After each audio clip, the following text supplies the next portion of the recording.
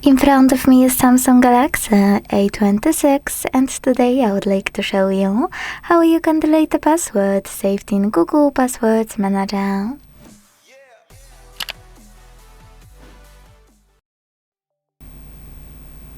First of all, go into Settings and scroll to click on this section called Google.